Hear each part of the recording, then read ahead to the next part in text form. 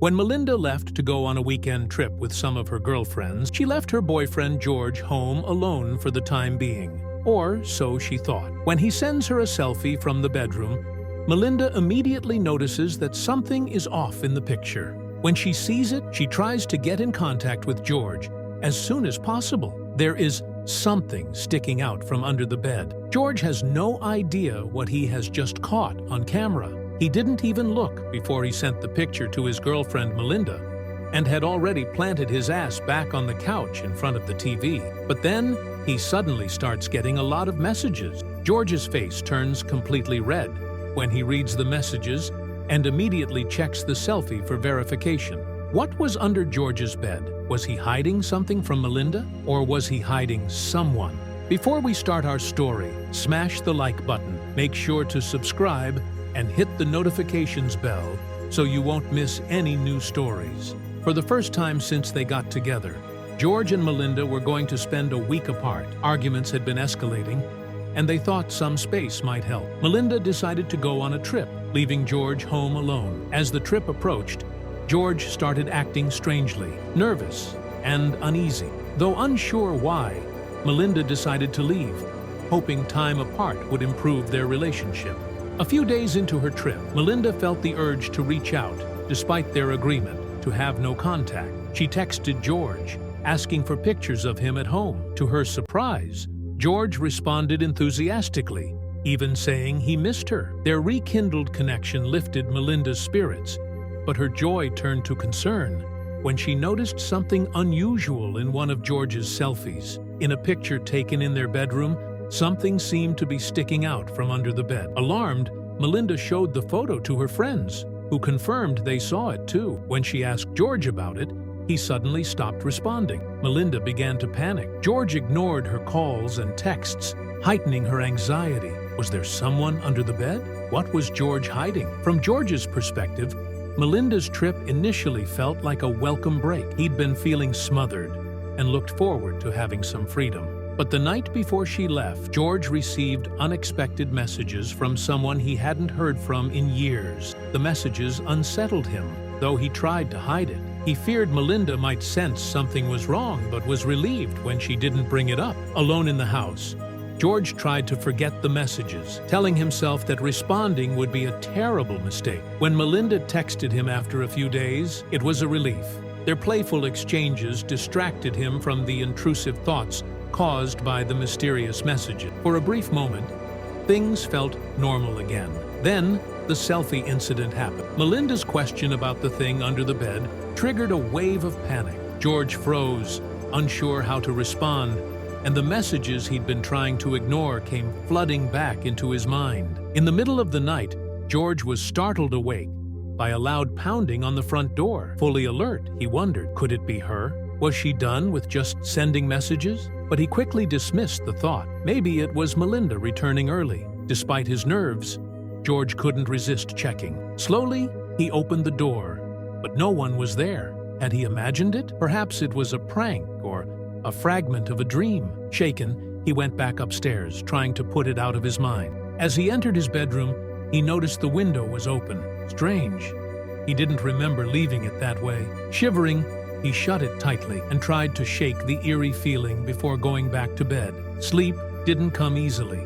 George lay awake, unsettled by the rude awakening and a nagging sensation that he was being watched. Finally, exhaustion overtook him, and he drifted off. When morning came, George woke up refreshed. The unsettling events of the night were behind him, and the warmth of the sun and birdsong lifted his spirits. Melinda's text greeted him, and the two exchanged cheerful messages throughout the morning. But while George enjoyed the optimism of their renewed connection, he remained unaware of something looming, something that could change everything. Ever since they had started talking again, Melinda would send George a picture of herself on vacation. She was very consistent about it, and he was actually starting to get a little bit jealous of it. After all, each of those pictures was proof that he was stuck here, not having the time of his life like she was. She was having a great time in the sun, and he was stuck here in the cold. Still, he tried not to think about it too much, because as jealous as he was, he did want Melinda to have a good time. So maybe he could try to be a little more supportive.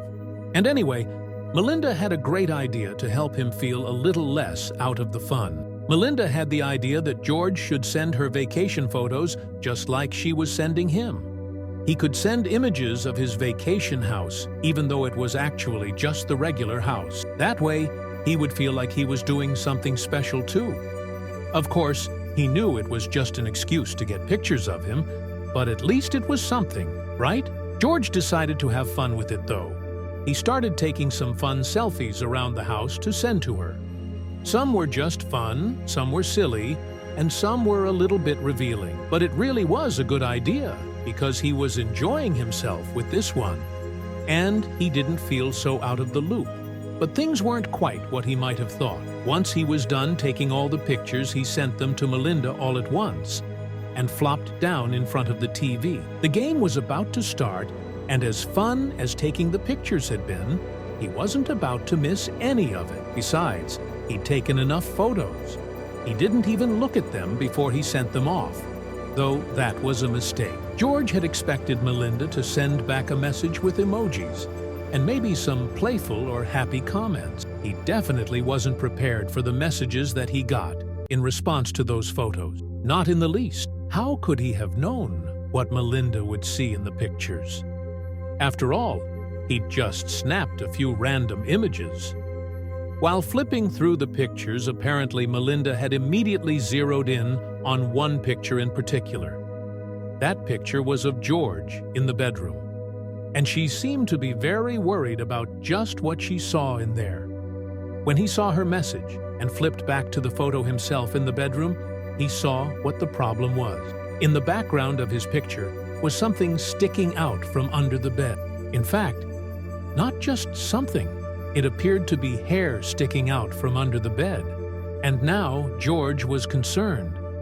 In fact, if he was honest with himself, he was freaked that someone could be in the house with him. He set his phone down on the table and rose up on shaky legs.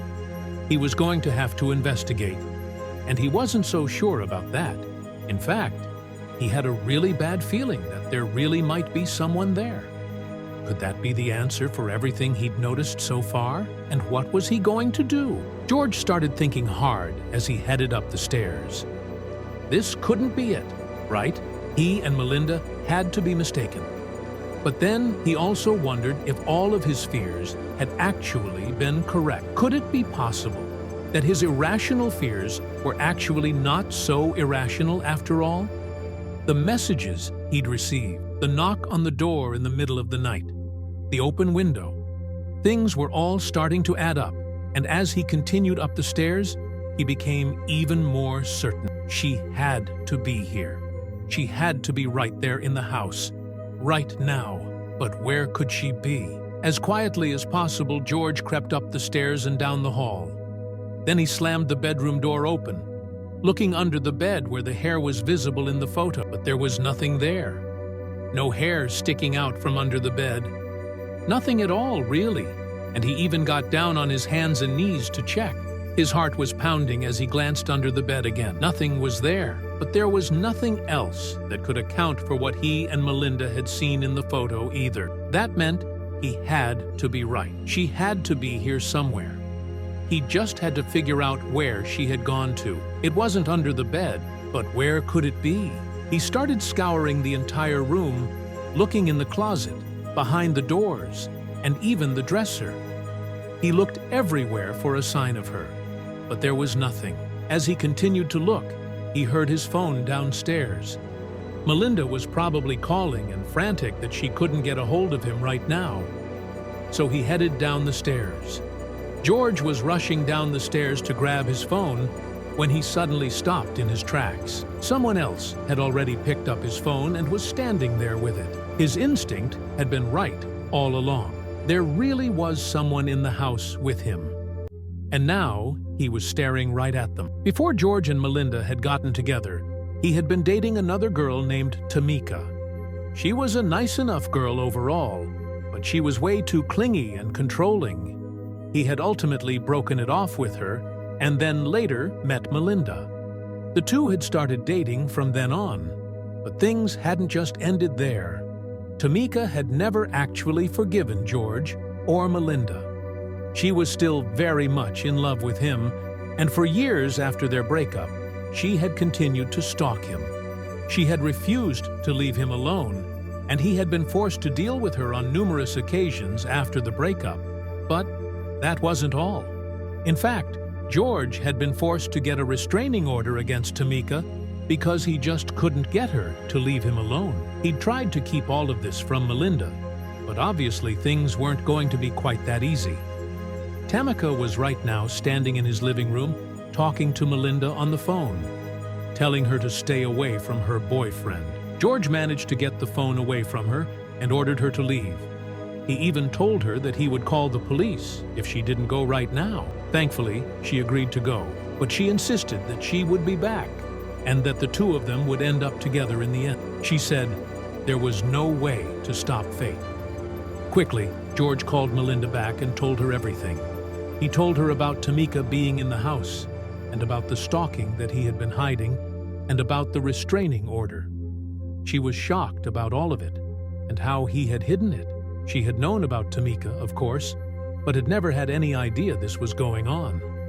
Ultimately, George and Melinda chose to move to another state. It seemed to be the end of Tamika's stalking, since she had no money to continue to follow them that far.